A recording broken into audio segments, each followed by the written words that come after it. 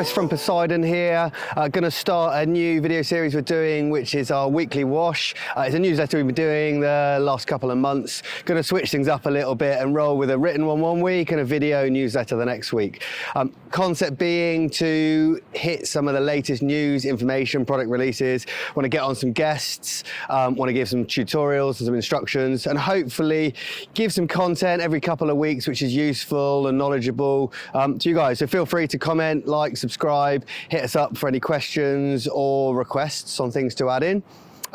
Today we're going to be having a look at its new gear season, so a bunch of new gear that's been released, and Parawings, the hot topic of the moment. Have a look at the latest Parawings, got the hands on, tried them out, a few first thoughts on them and it as a sport, and then some dates for the diary towards the end, so stay tuned. First of all, we're going to have a look at F1. Came in pretty hot about a month ago and launched their latest gear. A bunch of new toys hit the market. Exciting one, the Skate V2. So the Skate, I believe, is officially the best-selling foil in the history of hydrofoiling. It is an absolute weapon. The V1 really shone out as having a really fast, manageable top end, very, very loose, very fun. The V2 hit the market. A lot of people excited. What's it going to be? Interesting one. We'll have a review coming with all of these new gear which we've got. First impressions are very positive. They've ultimately brought out this foil from exactly the same mold as the first one, so they've really not changed very much. There is the V1. So you see the foils almost identical. They've come out of the same mold. They've barely changed anything. If it's not broke, why fix it was the concept. But what they have tweaked is the carbon layup. They've made the foil a lot stiffer in some sections, a bit more flexible in others. When you jump on it, when you get going, you can feel that it pumps better. It's more lively. It drives through the turn faster. It likes speed and it handles it much better. Comes at a compromise, not quite so comfortable, less of an intermediate foil, more an advanced foil. A real exciting foil to use, so definitely check them out. The Strike new wing has come out, the V5. They've brought the wings out in two different constructions now, so you've got your standard version and your Alula version. This is the standard version. It is a remarkable step up from the V4, which was a massive step up from the V3. What they've done here is they've really created a rigid, tight wing. You can feel it's fast, you can feel it's lively. It wants to drive forwards, and it's got this characteristic where it's always pulling ahead of you. As you drop out the turn, it shoots forwards. It's really exciting to ride. Even in this standard version, it's super stiff, really direct. Haven't tried the Alula yet, but I think for a lot of people, this is going to be the puppy unless you're looking for ultimate race performance. You can feel it's fast, it's for free racing, it's for freestyle, it wave rides really well. It's got their interchangeable handle system, so you can mix it up between soft handles and hard handles. Really good step up, looks really good, so well worth checking out. We'll have a review coming on that. The F1 boards, two new board shape-ups in their lineup this year, which you can see they take a lot of influence from the mid-length range, so a lot narrower, longer boards. They've stretched them out. A narrower board generally accelerates faster, takes off easier, feels a bit more lively underfoot. So what they've effectively got here is their crossover Rocket Wing, and then their Rocket Surf Prone, which is again a mid-length sort of a shape, so very narrow, very long. I'm excited to get on these puppies. You can see it's a very modern shape. It's taken a lot of influence on some of the hot boards of last year. F1 have brought them out in their kind of, it feels like a stronger construction now with all of their usual features, which means I think these are going to be some real popular boards, well worth checking out. The Rocket Wing, already seeing it everywhere, and if you're into prone or you want a board that's going to cross over between the two, the Surf Prone, which is their mid-length, is real sexy too. The Kaohi, favourite leash company. They make the best leashes out there, like hands down. Their Invisi leash, which is kind of a unique leash which they've brought out, which is their half coil and half bungee. It's been quite popular, one of our best-selling leashes, one of their best-selling leashes for the downwind scene or the wingers who want a leash which maybe compromises a little bit of strength but doesn't get in your way. If you stand on it, it doesn't matter. You're unlikely to stand on it. Was so popular. The prone guys have been calling for something. they've brought out the mini invis leash, which is just packed down smaller. It's super lightweight. It's really nice. If you pop up and you're standing on it, you barely notice. It's also when you're sitting in the lineup, you've got a real short leash, which is nice. It's not getting in the way. When you're pumping, you don't notice it, but it's not hanging your ankle back or trying to catch around the stab. It really keeps out the way.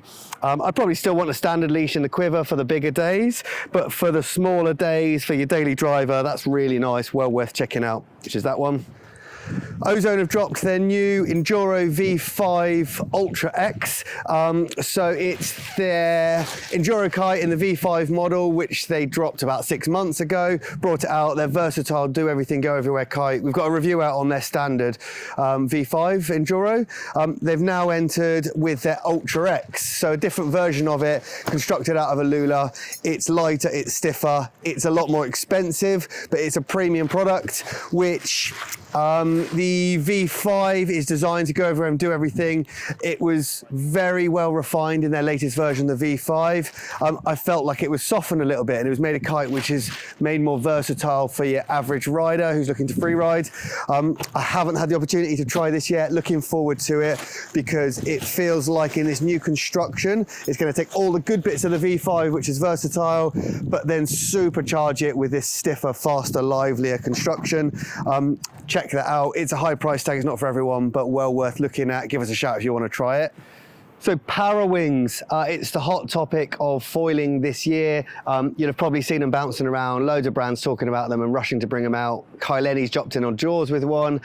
So it's this new concept of a sport, foiling sport, where ultimately you've got a half kite, half wing, foil kite, which they call it a Parawing, where the concept being you can pop it up and you can fly it, pull yourself along, and then when you finish with it, pack it away and tuck it underneath your arm for free riding.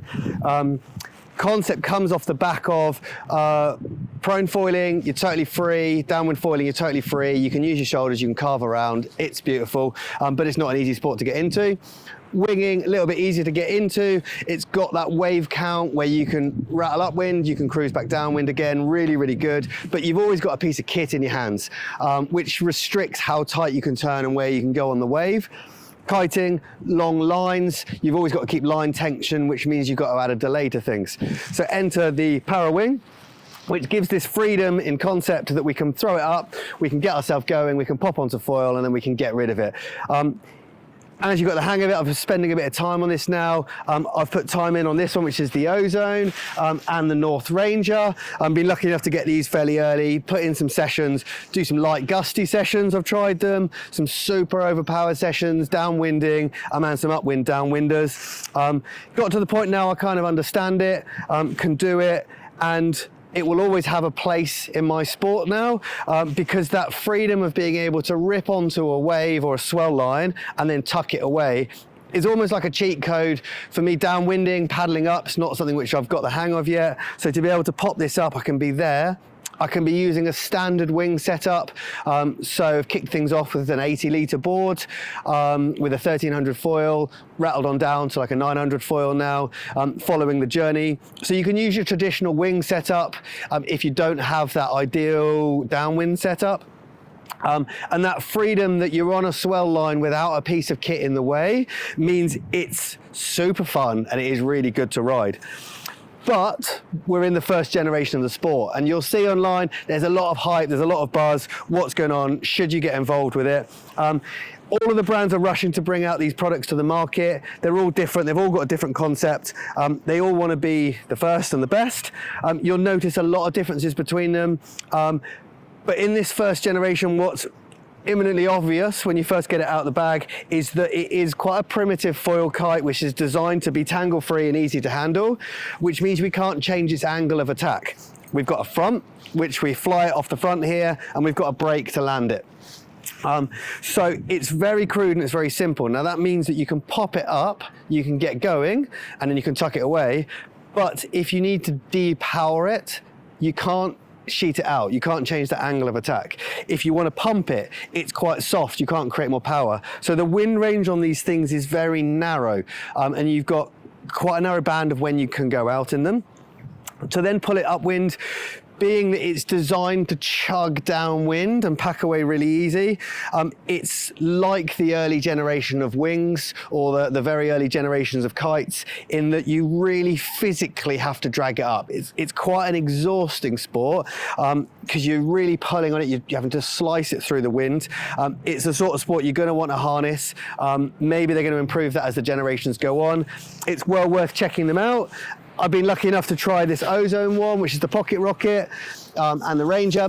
Big differences between what the brands are saying. The pocket rocket, a real budget friendly option in quite a crude design, which is very, very simple. It's like a big sack, tugs you off downwind really easy, makes it very straightforward as a product, but without that framework in there, finding that it's quite difficult to get it to go upwind. So add about 300 quid to the price. You've got the pocket rocket here, which has got battens in the front of it. It's got a slightly more substantial bridle system, which is color coded.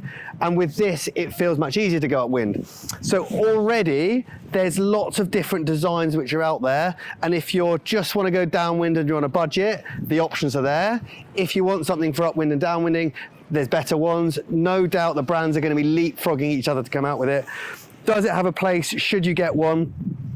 I'm enjoying it, and learning new sports is always fun, but I also think that to have a toy that you can tuck it away means you can enter into this whole new range of conditions. And as long as you're humble about understanding it's new, it has got a narrow wind range. There are going to be walks of shame.